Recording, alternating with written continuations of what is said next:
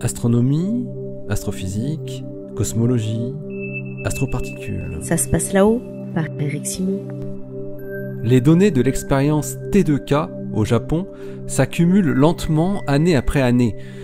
Les résultats de cette année viennent d'être publiés. Bien qu'encore intermédiaires, ils s'orientent doucement vers un résultat fondamental, la brisure de la symétrie CP dans les neutrinos. En d'autres termes, les neutrinos et les antineutrinos ne se comporteraient pas de la même façon. La symétrie CP, charge-parité, stipule que les lois de la physique sont les mêmes pour une particule donnée et son antiparticule inversée dans un miroir.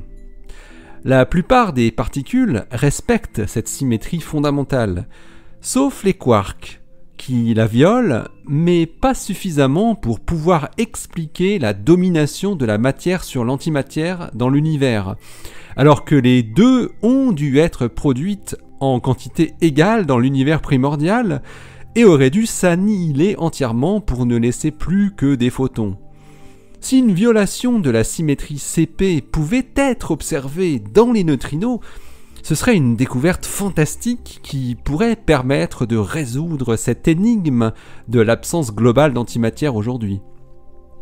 Car une des réponses possibles à cette énigme de l'asymétrie matière-antimatière est que des particules supermassives auraient pu se désintégrer dans l'univers primordial de manière asymétrique pour donner des particules de matière et leurs antiparticules.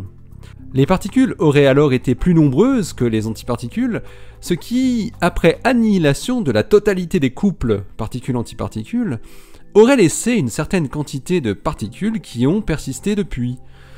Or, les physiciens ont élaboré des théories évoquant ce type de particules supermassives dans l'univers très jeune et très chaud, et qui ne seraient rien d'autre que des neutrinos massifs.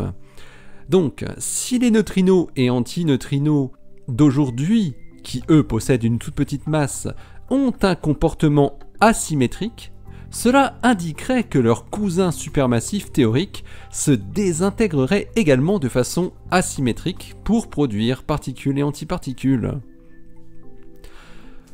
Comme on le sait, les neutrinos existent sous forme de 3 saveurs, électronique, muonique et théique, et ils oscillent d'une saveur à l'autre au cours de leur existence, ou de leur trajet.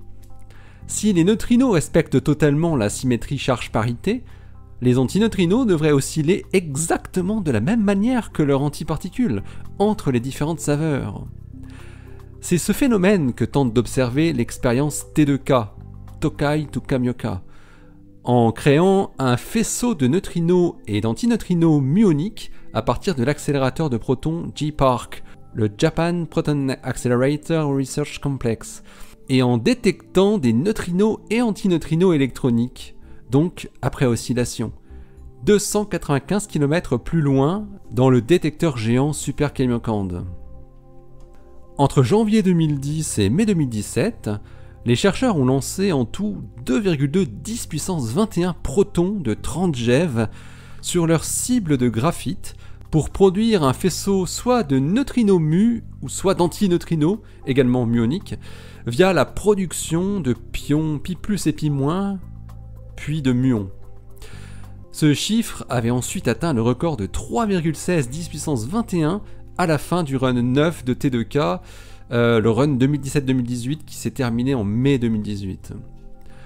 Les derniers résultats en date viennent donc d'être publiés dans Physical Review Letters par l'équipe internationale composée de plusieurs centaines de physiciens, ingénieurs et techniciens de 12 pays et 67 institutions.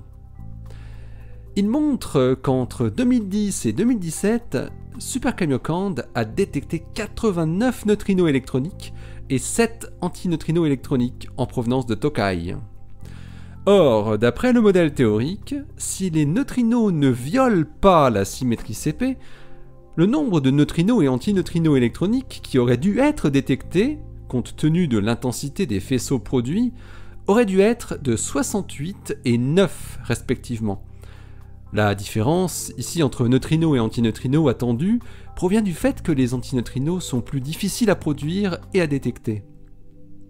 Il y a donc un excès observé de 30,9% de neutrinos et un déficit de 22,2% d'antineutrinos électroniques par rapport au cas où la symétrie CP serait respectée.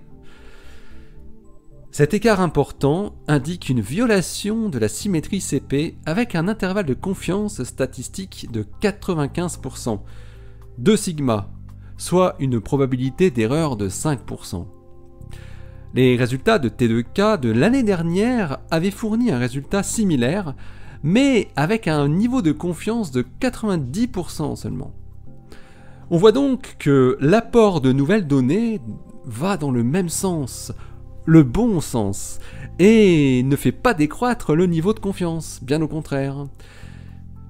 Évidemment, il faut encore rester prudent, car pour clamer une découverte dans une science travaillant sur un très faible nombre d'événements, comme en physique des particules, un niveau de confiance statistique de 5 sigma est requis, soit une probabilité d'erreur inférieure à 0,00006%, ou si on préfère, à un niveau de confiance de 99,99994%.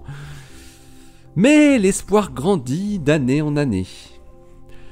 T2K va poursuivre ses expériences pour encore 5 ans, ce qui devrait permettre de multiplier par 2,5 leur nombre de détections de neutrinos et antineutrinos, de quoi augmenter la confiance dans la découverte tant attendue. Allez, d'ici la prochaine, portez-vous bien, restez bien les yeux vers le ciel et puis les pieds sur terre. Allez, salut!